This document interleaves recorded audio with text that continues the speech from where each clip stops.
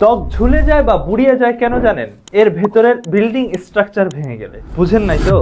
বুঝিয়ে বলছি। এই চাইনিজরা দেখেন কত দ্রুত একটা বিল্ডিং বানিয়ে ফেলতে পারে। সারা পৃথিবীতেই বিল্ডিং বানানোর জন্য ভেতরে রড সিমেন্ট দিয়ে উপরে স্ট্রাকচার তৈরি করে বিল্ডিং গুলো তৈরি করা হয়। আমরা জানি ভেতরের এই স্ট্রাকচার যত মজবুত তত বাইরের কাঠামো দেখতে সুন্দর এবং মজবুত হয়, এমনকি ভূমিকম্পেও টেকসই হয়। তেমনি ভাবে আমাদের স্কিন বা ত্বকের ভেতরের স্ট্রাকচার তৈরি করতে রড সিমেন্টের কাজটি করে ইলাস্টিন এবং কোলাজেন। অর্থাৎ ত্বকে ইলাস্টিন এবং কোলাজেনের উৎপাদন যত পরিমিতভাবে হবে আপনার ত্বক তত টানটান হবে এবং ঝুলে যাওয়া রোধ হবে। এর মানে হচ্ছে ত্বক ঝুলে যাওয়া রোধ করতে এবং টান রাখতে সরাসরি ভূমিকা হচ্ছে ইলাস্টিন এবং কোলাজেন। প্রাকৃতিকভাবে শরীরের স্বাভাবিক প্রক্রিয়ায় এই ইলাস্টিন এবং কোলাজেনের উৎপাদন বৃদ্ধি করা যায়। আর এই ইলাস্টিন এবং কোলাজেন যদি প্রাকৃতিকভাবে সরাসরি তৈরি না হয় বা কোনো কারণে তৈরি বন্ধ হয়, তখন কিন্তু স্টিমুলেট করার মাধ্যমে স্বাভাবিক প্রক্রিয়ায় এদের উৎপাদন বাড়িয়ে দেওয়া সম্ভব। আর মুখমণ্ডলের ত্বকে ইলাস্টিন এবং কোলাজেনের উৎপাদন বৃদ্ধির অন্যতম প্রাকৃতিক উপায় হলো